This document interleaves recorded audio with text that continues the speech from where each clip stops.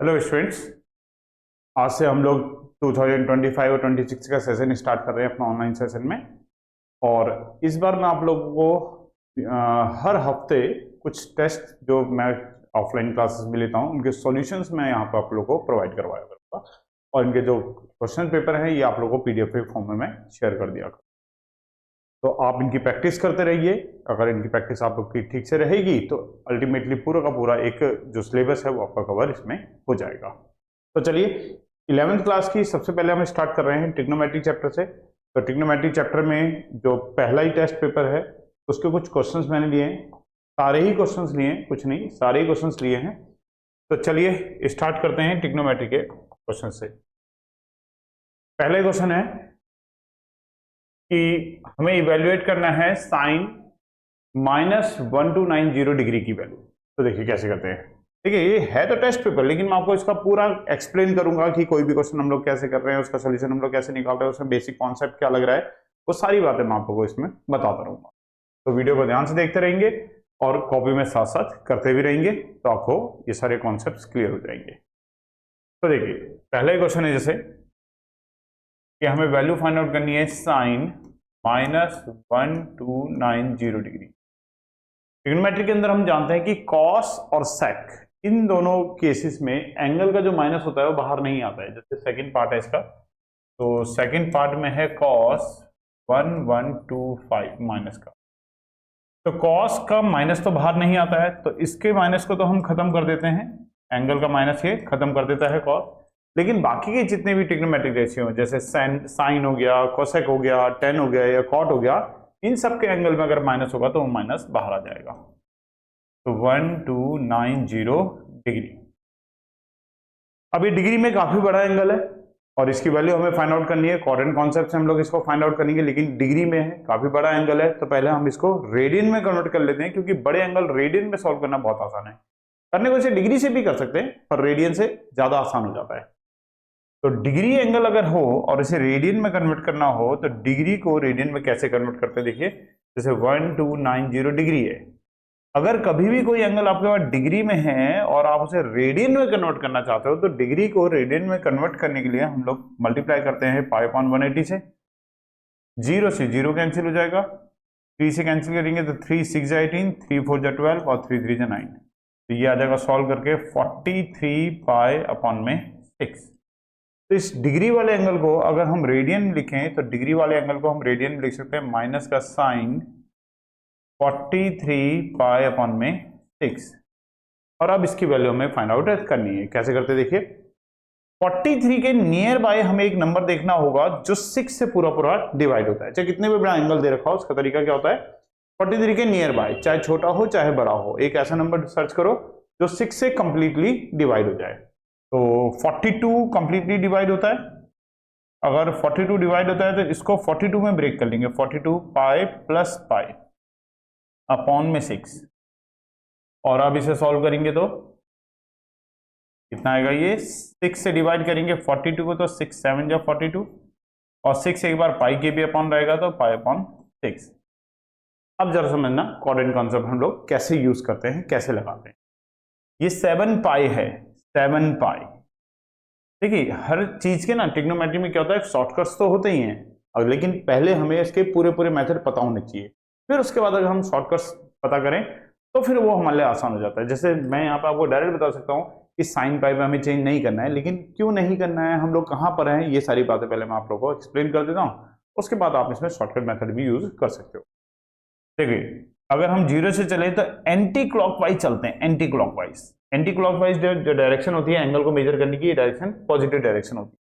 तो 0 से चले हम लोग, यहां तक जब पहुंचेंगे तो यहाँ पे कितना हो जाएगा, ये पाई का मतलब 180 डिग्री। और फिर और हाफ राउंड आएंगे यहाँ पर तो ये कितना हो जाएगा 2π का मतलब 360 डिग्री। एक और हाफ राउंड आ जाएंगे तो 1π और बढ़ जाएगा और यहाँ पे कितना हो जाएगा 3π। ऐसे करते हुए हमें कहां तक पहुंचना है, 7π तक। 3π के बाद 4π का मतलब हम लोग यहाँ पर होंगे, 5π का मतलब हम लोग यहाँ पर होंगे, 6π का मतलब हम लोग यहाँ पर होंगे और 7π का मतलब हम लोग इस जगह पर होंगे। तो यहां पर है 7π, यहां पर होता है 7π। अब आगे आप इसे ध्यान रख सकते हैं कि इवन इस तरफ आएगा, इवन नंबर में कोई भी पाई होगा तो इस तरफ होगा, ऑड नंबर में होगा तो इस तरफ होगा। तो 7 पाई हमें यहां पर मिलेगा, इस जगह पे हमें 7 पाई मिल जाएगा। तो 7 पाई अगर आप इस लाइन पे हो इस जगह पर, तो आपको ट्रिग्नोमेट्रिक रेशियो चेंज नहीं करना है। क्वाड्रेंट कॉन्सेप्ट में ट्रिग्नोमेट्रिक रेशियो हमें चेंज नहीं करना होता है। अगर हम इस वाली लाइन पे होते हैं, ये जो π/2 और 3π/2 की लाइन होती है, तो यहां पे हम ट्रिग्नोमेट्रिक रेशियो को चेंज करते हैं। चेंज नहीं करना है तो साइन का साइन रहेगा। और 7 पाई में अगर हमने कुछ ऐड करा तो हम कौन से क्वाड्रेंट में आ जाएंगे? थर्ड क्वाड्रेंट में। थर्ड क्वाड्रेंट में साइन जो होता है वो नेगेटिव होता है। देखिए उसका तरीका क्या होता है, एक कॉन्सेप्ट लगाते हैं हम लोग इसमें, आफ्टर स्कूल टू कॉलेज, ऐसे आफ्टर स्कूल टू कॉलेज। तो फर्स्ट क्वाड्रेंट में जितने भी ट्रिग्नोमेट्रिक रेशियो होते हैं सारे पॉजिटिव होते हैं। सेकंड क्वाड्रेंट में साइन और कोसेक पॉजिटिव होते हैं। थर्ड क्वाड्रेंट में टेन और कॉट पॉजिटिव होता है। और फोर्थ क्वाड्रेंट में कॉस और सेक पॉजिटिव। तो इसको याद रखने का एक आसान तरीका क्या है? After school to college. भाई स्कूल से पास आउट करके हम लोग कॉलेज में एडमिशन लेंगे, तो आफ्टर स्कूल टू कॉलेज। तो ए का मतलब ऑल, एस का मतलब साइन, टी का मतलब टेन, सी का मतलब कॉस, और बाकी उनके रेसिप्रोकल्स ये पॉजिटिव होते हैं। और इनके अलावा बाकी जो ट्रिग्नोमेट्रिक रेशियोज होते हैं वो इन क्वाड्रेंट्स में नेगेटिव होते हैं। तो 7 पाई पे चेंज नहीं करना था, हमने चेंज नहीं करा। 7 पाई प्लस करके हम थर्ड क्वाड्रेंट में आ गए। और थर्ड क्वाड्रेंट में जो साइन होता है, थर्ड क्वाड्रेंट में जो साइन होता है वो नेगेटिव होता है। 10 पॉजिटिव होता है, साइन नेगेटिव होता है। बाहर से एक नेगेटिव पहले से चल रहा है, पॉजिटिव हो जाएगा। बचा कितना? π/6। π/6 को अगर आप डिग्री में देखेंगे तो इसके लिए आपको इसे 180/π से मल्टीप्लाई करना पड़ेगा, तो ये 30 डिग्री आ जाएगा। रेडियन को डिग्री में कन्वर्ट करने के लिए हम 180/π से मल्टीप्लाई करते हैं तो 30 डिग्री आएगा। और साइन 30 डिग्री की जो वैल्यू होती है वो होती है 1/2। तो इस तरीके से इस क्वेश्चन का जो सही आंसर हो जाएगा वो हो जाएगा 1/2। मतलब इसकी जो हमने वैल्यू निकाली वो वैल्यू 1/2 आ गई। इसी तरीके से दूसरा वाला करते हैं। अब देखिए बिल्कुल सेम इसी मेथड से करूंगा मैं इसको भी। जैसे 1125 है, कॉस के साथ एंगल में माइनस था, लेकिन प्रॉपर्टी होती है कॉस और सेक, ये दोनों अपने एंगल के माइनस को खत्म कर देते हैं। तो अब हमारे पास ये कॉस है, अब ये डिग्री में है, बड़ा एंगल है, तो इस डिग्री वाले एंगल को पहले रेडियन में कन्वर्ट कर लेते हैं। तो डिग्री वाले एंगल को अगर रेडियन में कन्वर्ट करना होगा तो उसके लिए हम लोग 1125 को रेडियन में कन्वर्ट करने के लिए π/180 से मल्टीप्लाई करेंगे। डिग्री को रेडियन में कन्वर्ट करने के लिए π/180 से मल्टीप्लाई, कैंसिल करेंगे इसको, 5 से कैंसिल हो जाएगा, 5 3 जा 15, 5 6 जा 30, 5 2 जा 10, फिर 5 2 जा 10, 5 5 जा 25। फिर ये 9 से फिर डिवाइड हो जाएगा, 9 4 जा 36 होता है, 9 2 जा 18, 9 5 जा 45। तो इस तरीके से हमारे पास जो वैल्यू आई वो आ गई 25 π/4। इस तरीके से हमारे पास जो वैल्यू आ गई वो कितनी आ गई है, मतलब इसी को डिग्री में ना लिख करके रेडियन में लिखेंगे तो 25 π/4। अब 25 के नियर बाई एक नंबर देखना है जो 4 से पूरा पूरा डिवाइड होता है। तो 25 के नियर बाई नंबर होता है 24। तो 24 पाई प्लस π/4 अलग अलग अपॉन में रखेंगे तो ये हो जाएगा कॉस से, अगर ये डिवाइड होगा तो 6 पाई, और 4 इसके भी अपॉन में आएगा तो π/4, फिर दोबारा 6 पाई आ गया। अब देखना है 6 पाई हमें कहां पे ले जाएगा क्वाड्रेंट के अंदर, और उसके हिसाब से फिर हम लोग क्वाड्रेंट कॉन्सेप्ट लगाएंगे। तो कैसे घूमना है इसको, देखो एंटी क्लॉकवाइज चलना है। 0 से हाफ राउंड मारा तो पाई, एक और हाफ राउंड मारा तो 2 पाई, एक और हाफ राउंड मारा तो 3 पाई, एक और हाफ राउंड किए तो 4 पाई, एक और हाफ राउंड किया तो 5 पाई, एक और हाफ राउंड किया तो 6 पाई। तो 6 पाई का मतलब आप यहां पहुंचे हो, और यहां पे हम ट्रिग्नोमेट्रिक रेशियो को चेंज नहीं करते हैं, इस लाइन पे हम लोग चेंज नहीं करते हैं। तो कॉस क्या रहेगा, कॉस, और प्लस कहता है यहां से आगे बढ़ना है। आगे बढ़ने का मतलब हम लोग कौन से क्वाड्रेंट में आ गए, फर्स्ट क्वाड्रेंट में। और फर्स्ट क्वाड्रेंट में सारे के सारे ट्रिग्नोमेट्रिक रेशियो जो होते हैं वो पॉजिटिव होते हैं। अभी बताया था आफ्टर स्कूल टू कॉलेज, तो फर्स्ट में ऑल, एक का मतलब ऑल, सारे के सारे यहाँ पर पॉजिटिव होते हैं। तो सारे अगर पॉजिटिव होते हैं तो इसका मतलब कॉस भी कैसा होगा, पॉजिटिव। और बचा कितना हमारे पास, π/4, और कॉस π/4 की वैल्यू 1/√2। तो इस तरीके से इस क्वेश्चन का जो आंसर हो जाएगा वो हो जाएगा 1/√2। चलिए नेक्स्ट क्वेश्चन पे आते हैं। इसके बाद नेक्स्ट क्वेश्चन है कन्वर्ट इनटू डिग्री। हमारे पास एक एंगल है 3/2, ये रेडियन में दे रखा है और इसको डिग्री में कन्वर्ट करना है। तो रेडियन को अगर डिग्री में कन्वर्ट करना हो, जैसे 3/2 हमारे पास रेडियन है और हम चाहते हैं ये एंगल डिग्री में कन्वर्ट हो जाए, तो रेडियन को डिग्री में कन्वर्ट करने के लिए 180 अपॉन पाई से मल्टीप्लाई करते हैं। रेडियन को अगर कभी भी कोई एंगल आपके पास रेडियन में है और आप चाहते हो डिग्री में कन्वर्ट हो जाए, अगर कोई एंगल रेडियन में है और आप चाहते हो कि वो डिग्री में कन्वर्ट हो जाए, तो रेडियन वाले एंगल को डिग्री में कन्वर्ट करने के लिए हम लोग उसको मल्टीप्लाई कर देते हैं 180 अपॉन पाई से। और अगर उल्टा हो, डिग्री हो रेडियन में कन्वर्ट करना हो, तो किससे मल्टीप्लाई करना है? पाई अपॉन 180 से, जैसा हमने भी पीछे किया था। तो अब इसको सिंप्लीफाई करते हैं, तो ये कैंसिल होगा। अच्छा, डिग्री का आंसर ये डिग्री में आ रहा है। अब डिग्री का आंसर आपको पाई में नहीं छोड़ना, फ्रैक्शन में नहीं छोड़ना, डेसिमल में भी नहीं छोड़ना। तो पाई अगर है, फ्रैक्शन अगर है, डेसिमल अगर है, तो ये सब हम ऐसे रिमूव करते हैं। कैसे रिमूव करते हैं देखो, जैसे हमारे पास 3/2 है, हमारे यहाँ पे पाई रह गया है, तो पाई की वैल्यू ले लेंगे 22/7, 2 से कैंसिल हो जाएगा 11, 2 से कैंसिल हो जाएगा 90, फिर 2 से कैंसिल हो जाएगा तो 45। और अब इसको अगर हम मल्टीप्लाई कर लेंगे तो 7 5 जा 35, 7 4 जा 21 और 3 24, और इसको 3 से मल्टीप्लाई करेंगे तो 3 5 जा 15, 3 4 जा 12 और 1 13, 3 2 जा 6 और 1 7 अपॉन में 11। तो 735 अपॉन में आ जाएगा हमारे पास 11। नहीं, कुछ गलती हो रही है, एक बार दोबारा कर लेते हैं इसकी कैलकुलेशन। हमने करी है जैसे 7 से 7 5 जा 35 और 7 4 जा 28 होता है, 7 4 जा 28, 28 और 3 को ऐड किया तो 31, और इसको 3 से मल्टीप्लाई करें 3 5 जा 15, 3 1 जा 3 और 1 4, 3 3 जा 9। हाँ ये ठीक है, 945 अपॉन में 11, इतना आ गया हमारे पास डिग्री, 945 अपॉन 11। अब डिग्री का आंसर हमें अपॉन में भी नहीं छोड़ना, डिग्री का आंसर ना तो पाई में छोड़ना है, पाई की वैल्यू डाल दी, अपॉन में भी नहीं छोड़ना है। तो अपॉन को भी हटाने का तरीका देखो क्या होता है डिग्री में। आपको 945 को डिवाइड करना पड़ेगा 11 से, 11 8 जा 88, 14 में से 8 गया तो 6 और ऊपर से आएगा 5, 11 5 जा 55 और यहां पर रह जाएगा 10। तो इस तरीके से 85 तो ये हमारा क्वेश्चन आया, तो 85 तो हो गया डिग्री, 85 तो हो गया डिग्री, और ये जो 10 बचा है, ये रिमाइंडर बचा है, ये डिग्री का रिमाइंडर है, इसको मिनट में चेंज करेंगे। तो 10 × 60, डिग्री को मिनट में चेंज करेंगे, और 1 डिग्री में 60 मिनट होते हैं, तो मिनट में चेंज करने के लिए 60 से मल्टीप्लाई कर रहा, और ये हो गया 600 मिनट। फिर इस 600 को दोबारा से डिवाइड करेंगे 11 से, 11 5 जा 55 और ये 5 आएगा और 0 आ जाएगा, और फिर 11 4 जा 44 और रिमाइंडर बच जाएगा 6। तो इस तरीके से हमारे पास आ गया ये 54 मिनट, 54 मिनट, ये मिनट में कन्वर्ट हो गया। अभी भी रिमाइंडर बच रहा है, अभी भी 6 रिमाइंडर बच रहा है, तो ये मिनट का रिमाइंडर है, इसको फिर से 60 से मल्टीप्लाई कर देंगे तो ये हो जाएगा सेकंड में। 1 डिग्री में 60 मिनट होते हैं, 1 मिनट में 60 सेकंड होते हैं। तो अब ये मिनट में रिमाइंडर बच रहा था, इसको हमने और राउंड अप करने के लिए सेकंड में कन्वर्ट कर लिया।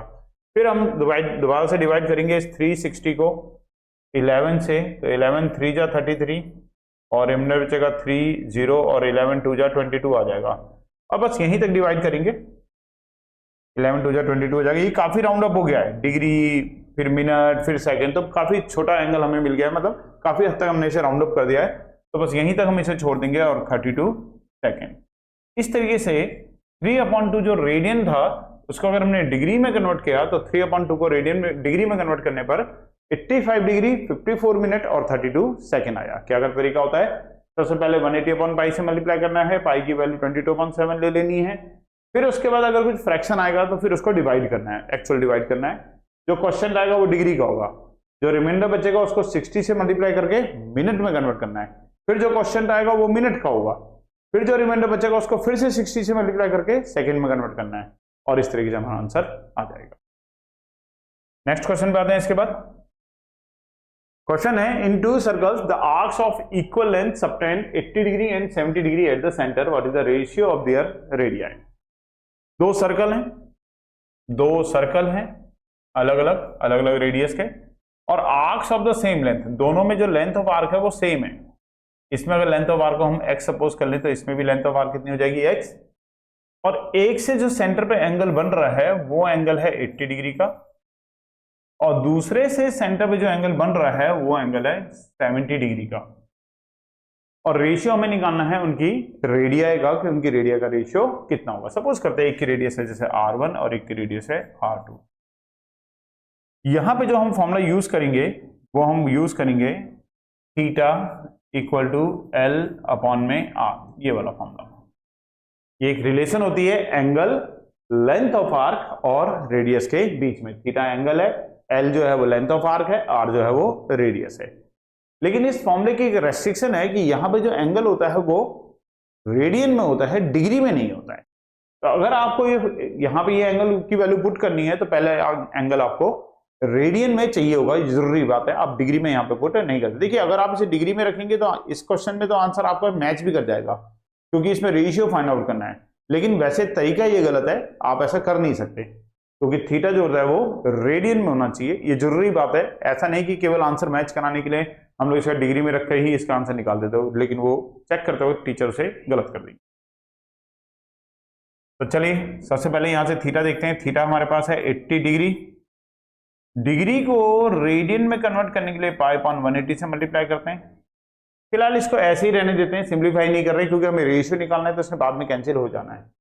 तो इस तरीके से हमारे पास थीटा की वैल्यू हो गई 80 पाई अपॉन में 180। मैंने चेंजेस कुछ नहीं करे यहाँ पर जो एंगल है वो है 70 डिग्री। इसको रेडियन में कन्वर्ट करने के लिए पाई अपॉन 180 से मल्टीप्लाई, यहाँ पे मैं कोई चेंज नहीं कर रहा हूँ, तो 70 पाई अपॉन में 180, क्योंकि इसमें काफी कुछ कट जाएगा। और इसमें जो लेंथ ऑफ आर्क है उसको हमने लेट कर लिया जैसे x, तो यहाँ पे भी लेंथ ऑफ आर्क कितनी है x। इस वाले में रेडियस को सपोज कर लिए जैसे r1 है, और इस वाले केस में जो रेडियस है वो कितनी है r2 है। ये हमने लेट कर लिया, ये दोनों चीजें हमने लेट कर लिए कि लेंथ ऑफ आर्क जो है वो इसमें x है तो उसमें भी x है, रेडियस में r1 है और उसमें r2 है, और यही r1 रेशियो r2 हमें फाइंड आउट करना है।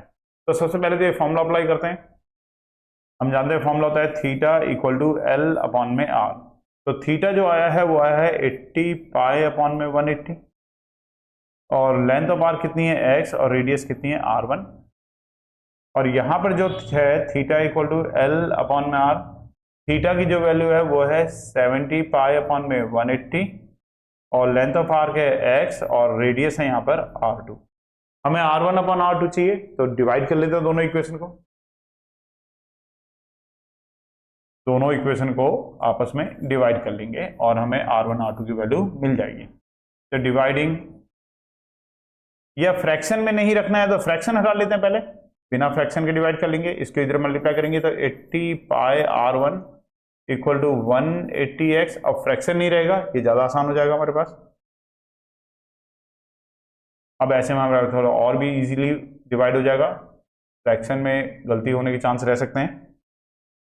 इसका नाम रखते हैं इक्वेशन नंबर 1, और इधर से करेंगे तो 70 पाई r2 इक्वल टू 180x। इसका नाम रखते हैं इक्वेशन नंबर 2, और इन दोनों को डिवाइड करते हैं। Dividing first and second, dividing first and second.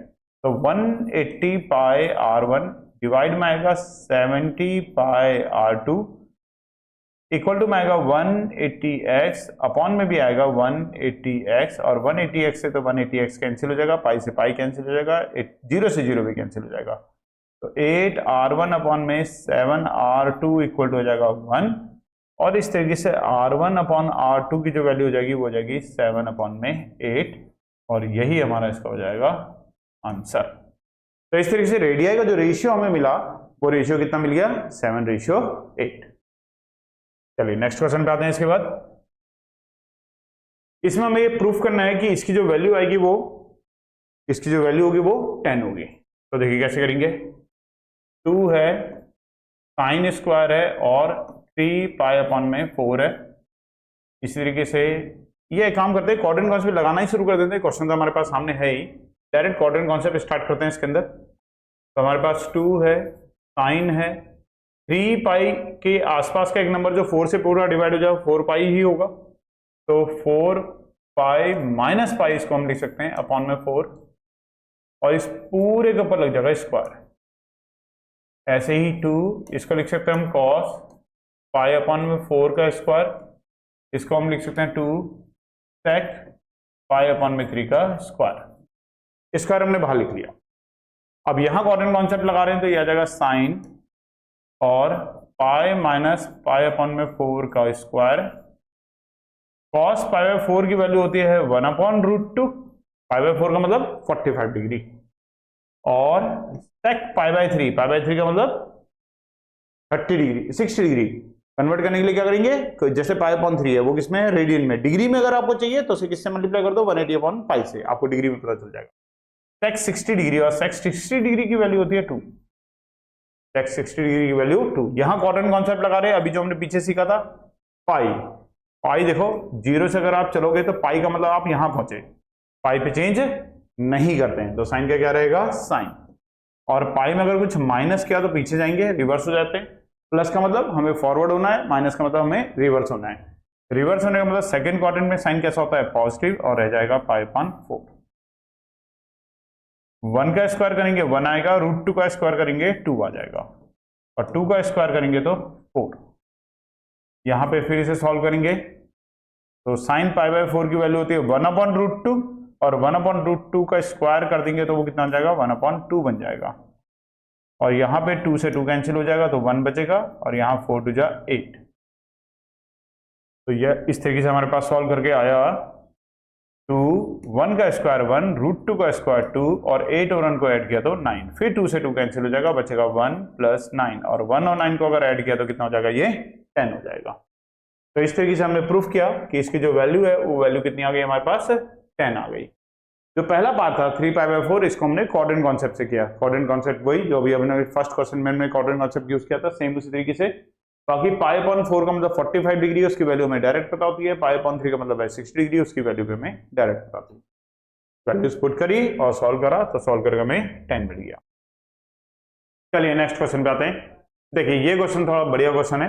इसमें आपको दो तरीके से करवाऊंगा ये क्वेश्चन। एक तो मैं आपको इसका डायरेक्ट तरीका बताऊंगा, और एक इसका पूरा फुल लेंथ बताऊंगा कि क्या है। पहले डायरेक्ट तरीका देखिए, इसका डायरेक्ट तरीका क्या है।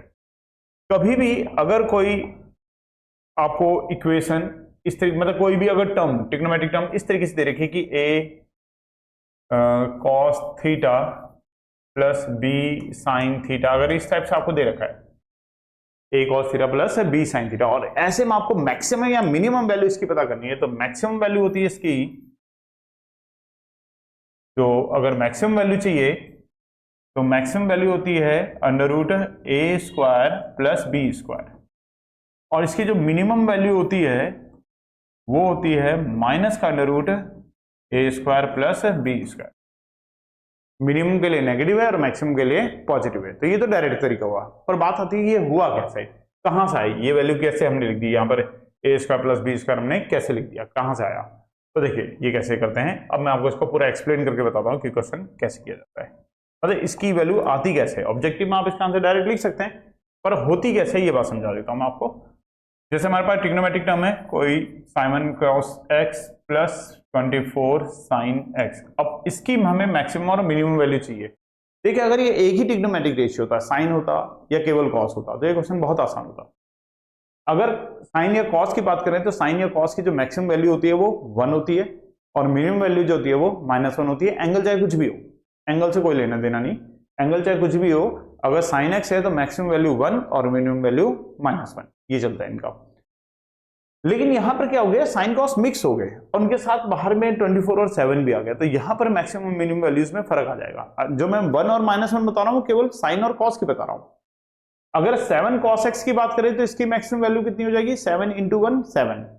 मिनिमम वैल्यू कितनी हो जाएगी, 7 × -1 -7, 7 cos x की। पूरे की वैल्यू तो कुछ और ही आएगी। पूरे की वैल्यू क्या होगी, कैसे निकालेंगे वो समझिए। यहां पर दोनों ट्रिग्नोमेट्रिक रेशियो है, तो दोनों ट्रिग्नोमेट्रिक रेशियो जब एक साथ रहेंगे तो हम इसकी मैक्सिमम वैल्यू या मिनिमम वैल्यू ऑब्टेन नहीं कर पाएंगे। हमें यहाँ पे एक सिंगल ट्रिग्नोमेट्रिक रेशियो बनाना पड़ेगा, या तो साइन रखना पड़ेगा या केवल कॉस रखना पड़ेगा। अब इसको सिंगल ट्रिग्नोमेट्रिक रेशियो में कैसे कन्वर्ट करते हैं देखिए। इसमें आप डिवाइड एंड मल्टीप्लाई करो एक नंबर से। एक नंबर से आपको इसको मल्टीप्लाई और डिवाइड करना है। कौन से नंबर से करना है उसको निकालने का तरीका क्या होता है, जो भी इनके कोफिशिएंट्स हैं 7 का उनके स्क्वायर का सम, इसका कोफिशिएंट 7 है, sin x का कोफिशिएंट 24 है, दोनों का स्क्वायर किया और दोनों का सम कर दिया और पूरे का क्या निकालना है, अंडर रूट।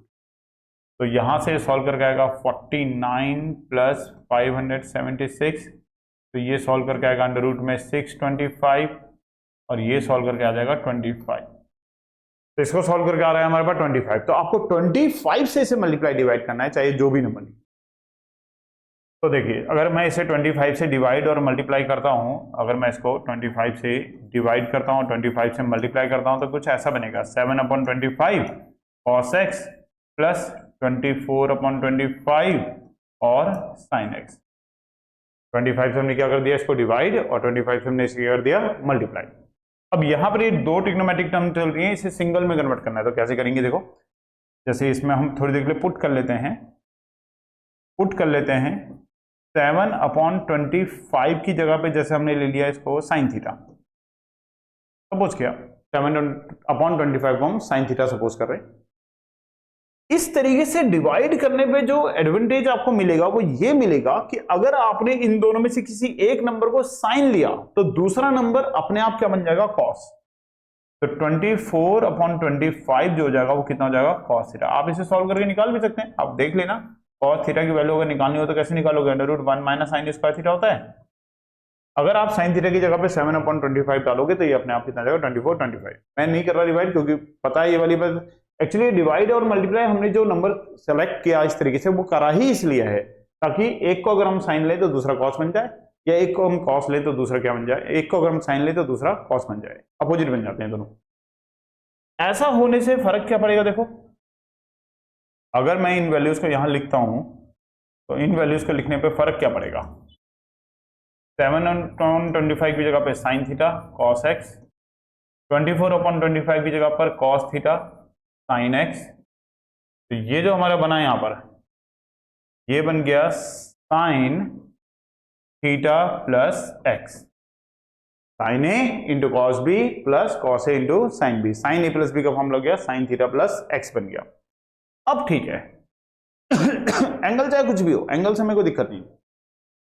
साइन की जो मैक्सिमम वैल्यू होती है वो 1 होती है और कॉस और जो मिनिमम वैल्यू होती है वो -1 होती है। तो बस अब ये एक ही ट्रिग्नोमेट्रिक टर्म बचा हमारे पास साइन।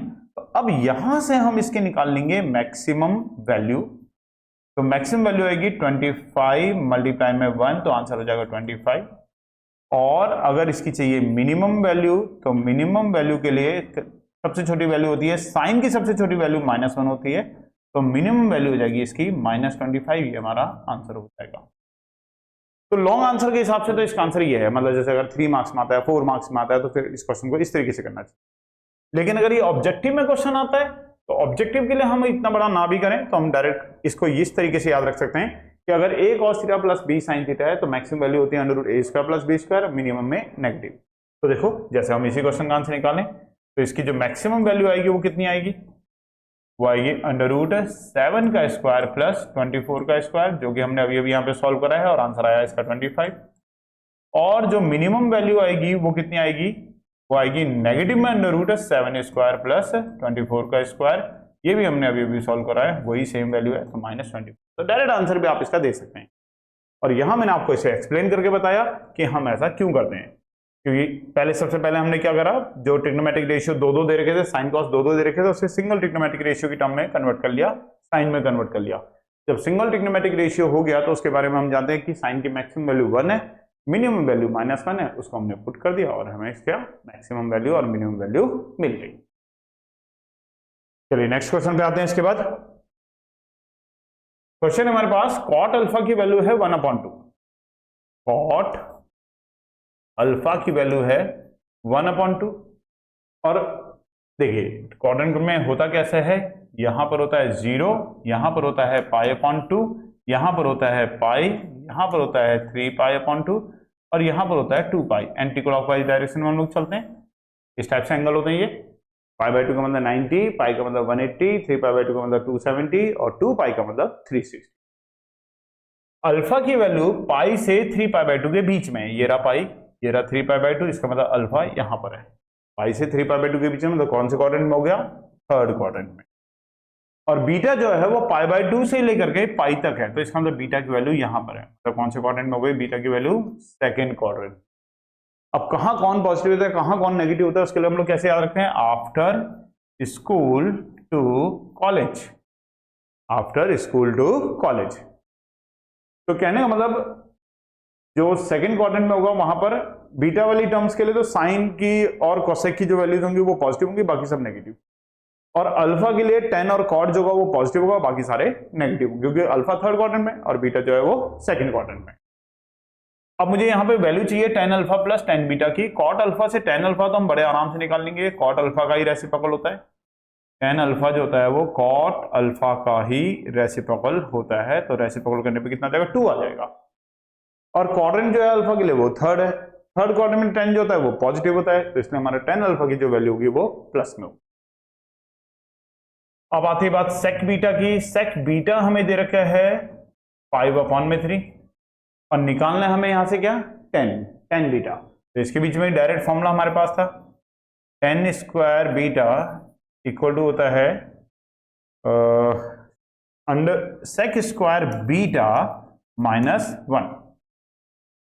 10 स्क्वायर ये 10th की रिलेशन है कि 10 स्क्वायर अल्फा या 10 स्क्वायर थीटा इक्वल टू क्या होता है? Sec square theta -1।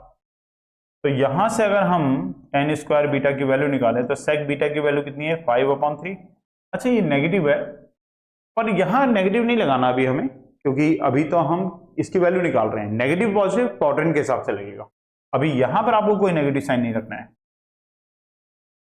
तो यहां से आपके पास आ जाएगा 10 स्क्वायर बीटा 25/9 -1, तो यहां से आ जाएगा 10 स्क्वायर बीटा, एलसीएम लेने पे ये बन जाएगा 16/9।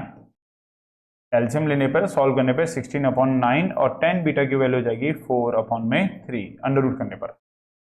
लेकिन बीटा जो है वो कौन से क्वाड्रेंट में? सेकंड क्वाड्रेंट में। और सेकंड क्वाड्रेंट में 10 जो होता है वो कैसा होता है? नेगेटिव। तो हम यहाँ पे लिख सकते हैं, जैसे हम इसके लिए भी लिख देते हैं, चलिए, कि अल्फा जो है वो कहां लाई कर रहा है? Lies in third quadrant.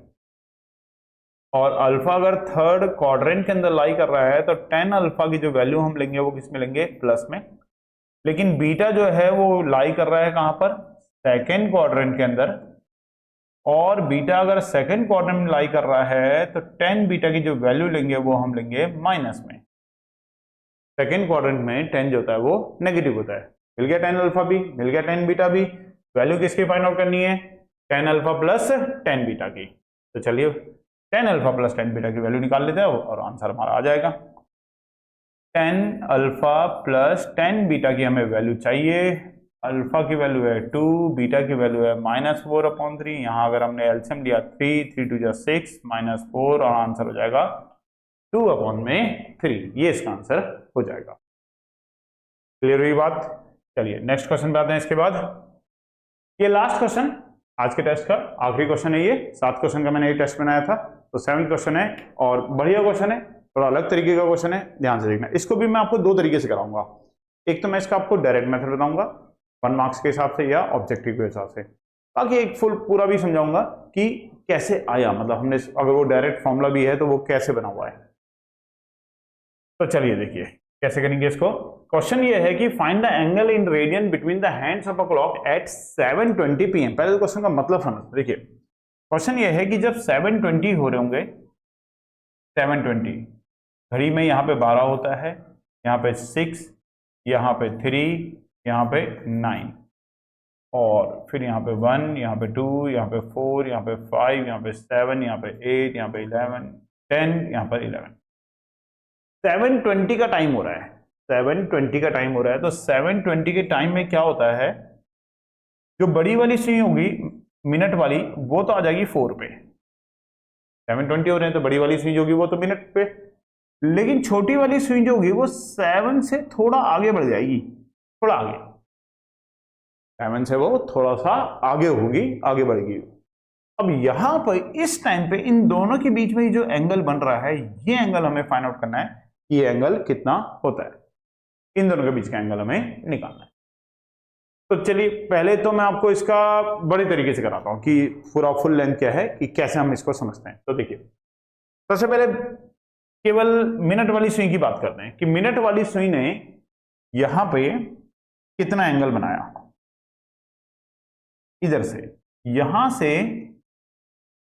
Minute वाली सुई का ये एंगल कितने का होगा, ये निकालते हैं पहले। सबसे पहले इस एंगल का पता लगाते हैं कि ये एंगल कितना है जो मिनट वाली हैंड जो है वो यहां स्टार्टिंग पॉइंट से बना रही है। तो चलिए ये एंगल कैसे निकालेंगे। देखिए मिनट वाली हैंड के बारे में हम लोग जानते हैं कि 1 मिनट हैंड को पूरा गोल राउंड मारने में कितनी देर लग जाती है, 60 मिनट। हम बात कर रहे हैं for minute hand, minute hand के लिए बात कर रहे हैं। तो एक पूरा गोल राउंड मारने में मिनट हैंड को लगते हैं 60 मिनट। तो मिनट हैंड बनाती है एंगल फॉर्म्ड इन 60 मिनट। तो 60 मिनट में बनाती है 360 डिग्री का एंगल। और हम अभी हमारी जो बात चल रही है वो कितनी मिनट देर की चल रही है, 20 मिनट की बात चल रही है कि 20 मिनट तक ही चलिए आगे। तो angle formed in 1 minute, 1 minute में कितने का एंगल बनाएगी ये मिनट वाली सुई, 60 से डिवाइड करा तो कितना गया 6 डिग्री। और एंगल फॉर्म्ड इन, अब हम बात चल रही है कितनी देर की, 20 मिनट की। तो 20 मिनट के लिए हो जाएगा 6 इंटू 20 और ये आ जाएगा 120 डिग्री। कहने का मतलब मिनट वाली सुई ने ये वाला जो एंगल बनाया होगा, ये ब्लू कलर का एंगल है, ये ब्लू वाला एंगल जो होगा वो 120 डिग्री का एंगल होगा मिनट वाली सुई के। अब बात करते हैं आर वाली हैंड के लिए कि आर वाली हैंड जो है, देखिए आर वाली हैंड का क्या होगा। आर वाली हैंड को मैं यहां नीचे बना के दिखाता हूं कि जैसे सपोज किया यहां से स्टार्ट करें, अभी वो 7 से थोड़ा सा आगे है। जो आर वाली हैंड है वो 7 से थोड़ा सा आगे है। तो इस टाइम पे आर वाली हैंड ने कितना ये एंगल बनाया होगा ये हमें निकालना है। देखिए मिनट वाली हैंड का तो बिल्कुल क्लियर है, तो उसने 20 मिनट का ही टाइम कंज्यूम किया है, यहां से यहां तक 20 मिनट लगे। और आर वाली हैंड को यहां से यहां तक आने में कितनी देर लगी, 7 आर और 20 मिनट। मतलब आर वाली हैंड अपनी इस पोजीशन से, अगर यहां पे इस पोजीशन पे थी, तो इस पोजीशन से इस पोजीशन तक आने में उसे 7 आर और 20 मिनट का टाइम लगा है। अब ये 7 आर और 20 मिनट है, तो पहले इस पूरे टाइम को हम आर में कन्वर्ट कर लेते हैं क्योंकि हम आर वाली हैंड के लिए बात कर रहे हैं। तो अब बात करते हैं हम किसके लिए, आर हैंड के लिए। फॉर आर हैंड के लिए बात करें तो इसका जो टाइम है, जो आर हैंड का टाइम है वो है 7 आर और 20 मिनट। सबसे पहले आप इसको पूरे को आर में कन्वर्ट कर लो, तो 7 प्लस 20 को आर में कन्वर्ट करने के लिए 60 से डिवाइड करेंगे। तो ये सॉल्व करके हमारे पास आ जाएगा, ये सॉल्व करके आ जाएगा 7 प्लस 1/3, 7 3 21 और 22/3 आर। इसका मतलब आर में अगर मैं बात करूं तो आर वाली हैंड ने कितना समय लिया यहां से यहां तक आने में, 20/3 आर लिया। आप इसको 7 आर 20 मिनट भी बोल सकते हो या 22/3 आर भी बोल सकते हो। अब इतनी देर तक ये चली। अब इतनी देर में इसने एंगल कितने मिनट, अब देखो आर हैंड, मिनट वाली हैंड को एक पूरा राउंड मारने में 60 मिनट लगते हैं, लेकिन आर हैंड जो हमारी घड़ी की जो छोटी वाली सुई होती है उसको एक पूरा गोल चक्कर मारने में 12 घंटे का समय लग जाता है। वो 12 आर में एक पूरा गोल चक्कर मारती है, तो 12 आर का टाइम उसको लगता है। तो हम उसी कॉन्सेप्ट से, जो हमने भी पीछे किया था उसी कॉन्सेप्ट से कर रहे हैं। Angle formed by hour hand in 12 hour, 12 घंटे में वो पूरा गोल चक्कर मारती है, तो कितना एंगल बनाती है, 360 डिग्री का। तो angle formed by hour hand in 1 hour, 1 hour में कितने का बनाएगी, 360/12 का, मतलब 30 डिग्री आ जाएगा। और हमारे पास जो समय है वो कितना है, 22/3 आर। तो angle formed by minute hand 22/3 hour भी है।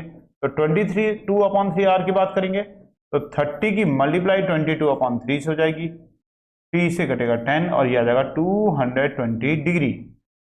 तो इस तरीके से जो आर हैंड का जो एंगल है वो है 220 डिग्री, और जो मिनट हैंड का एंगल है, मिनट हैंड का जो एंगल था, ये एंगल था 100, ये वाला एंगल जो था ये आया था हमारा कितना, 120 डिग्री। ये एंगल है 120 डिग्री, ये वाला एंगल है 220 डिग्री।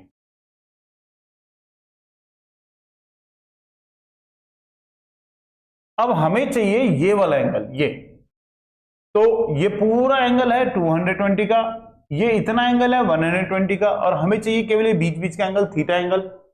तो पूरे 220 डिग्री एंगल में से इस 120 डिग्री एंगल को अगर हम माइनस कर देंगे तो ये रिमेनिंग एंगल है ये हमें मिल जाएगा। तो इस तरीके से हमें चाहिए था दोनों हैंड्स के बीच में एंगल। तो angle between two hands, angle between two hands eight 720 pm पे बड़े एंगल में से जो भी बड़ा एंगल है उसमें से आपको छोटे एंगल को माइनस कर देना। छोटा एंगल कितना था 120, एक था 220 और एक था 120। तो 220 में से 120 माइनस किया तो कितना आ जाएगा, ये एंगल हमारे पास 100 डिग्री का ये एंगल हमारे पास आ जाएगा। तो इस तरीके से 100 डिग्री का एंगल जो है वो दोनों आर हैंड के और इसके बीच में बन रहा है। तो ये तो वो इसका कंप्लीट तरीका, समझने वाला तरीका कि भाई कैसे इनके बीच में एंगल बन रहा है। एक आर हैंड इस तरीके से घूम रही है, वो यहां तक पहुंच रही है, मिनट हैंड इस तरीके से घूम रही है, यहां तक पहुंच रही है। हमने आर हैंड का पता लगाया कि आर हैंड का कितना एंगल बन रहा है, क्योंकि पहले हमने पूरा टाइम किस में ले लिया, आर में कन्वर्ट कर लिया। फिर कि पूरे 12 बार में अगर वो 360 एंगल बना रही है तो 22/3 आर में कितना एंगल बनाएगी। ऐसी मिनट हैंड का भी पता कर लिया कि पूरा गोल चक्कर वो 60 मिनट में मार रही है तो 20 मिनट में वो कितना एंगल बनाएगी। फिर बड़े एंगल में से छोटे एंगल को माइनस करके दोनों के बीच का एंगल हमें मिल जाता है। अब बताता हूं मैं आपको इसका शॉर्टकट तरीका, जो 1 मार्क्स में या ऑब्जेक्टिव में तुम डायरेक्ट इसका आंसर दे सकते हो। तो अगर आपको इसको शॉर्टकट तरीके से करना हो तो शॉर्टकट तरीके से इसके लिए फॉर्मूला होता है एंगल, मैं फॉर्मूले की फॉर्म में लिख देता हूं इसको, angle between two hands of a clock. किसी क्लॉक में दो हैंड्स के बीच में अगर एंगल निकालना हो और डायरेक्ट फॉर्म लिखना हो तो डायरेक्ट फॉर्मूला होता है 30h minus 11/2m। 30h minus 11/2m। आप इस फॉर्मूले को भी याद रख सकते हो और इस फॉर्मूले से भी आपको डायरेक्ट इनके बीच का एंगल मिल जाएगा। तो क्या मतलब होता है, इस फॉर्मूले को अप्लाई कैसे करते हैं वो देखिए। हमारे पास जो टाइम है वो है 720 का, हमारे पास जो टाइम है वो है 720 का। तो इसका मतलब आर तो कितने हो गए 7 और मिनट कितने हो गए 20। आर तो हो गए 7 और मिनट हो गए 20। और अब इस आप फॉर्मूले में वैल्यू डालेंगे तो 30 इंटू एच की वैल्यू कितनी है 7, 11/2 और मिनट की वैल्यू कितनी है 20। ये कैंसिल होगा तो 10 आ जाएगा, ये हो जाएगा 210 डिग्री, ये हो जाएगा 110 डिग्री। और 210 में से अगर हम 110 को माइनस कर देंगे तो हमारे पास आ जाएगा 100 डिग्री। तो शॉर्टकट तरीका डायरेक्ट। पर फिर वही बात आती है, कई बार समझ में दिक्कत आती है कि ये फॉर्मूला कहां से आ गया, कैसे बन गया। तो उसको उसकी एक्सप्लेनेशन वो ऊपर वाली है कि कैसे है। तो मैंने आपको दोनों ही तरीके से करा दिया। आप इसका डायरेक्ट फॉर्मूला भी यूज कर सकते हो, बड़े मार्क्स में आएगा उस तरीके से कर लेना, छोटे मार्क्स में आता है तो इस तरीके से कर लेना। तो दोनों तरीके से आप इसका आंसर दे सकते हैं। ठीक है बेटा, ऐसे ही आगे भी आप लोगों को मैं वीडियोस डालता रहूंगा। ऑलमोस्ट हर 15 दिन में आपको एक वीडियो मिलती रहेगी, 1 या 2 वीडियोस आपको इसमें मिलती रहेंगी। और इसी तरीके से 7 या 8 क्वेश्चंस के टेस्ट पेपर्स का सॉल्यूशन मैं आपको देता रहूंगा। और इसका पीडीएफ भी मैं आप लोगों को डिस्क्रिप्शन बॉक्स के अंदर प्रोवाइड करवा दूंगा। तो चैनल को लाइक कीजिए, सब्सक्राइब कीजिए और बेल नोटिफिकेशन को भी ऑन कर दीजिए, ताकि जो भी आपको डाउट हो, जो भी आपके पास मतलब जो भी अगली वीडियो मेरी आएगी वो आपको मिलती रहेगी। केवल 11th क्लास की बात नहीं है, 9th की, 10th की, 11th की और 12th की, चारों में ही मैथमेटिक्स की जितनी भी वीडियोस होंगी वो आपको मिलती रहेंगी इसी तरीके। ठीक है बेटा, थैंक्स।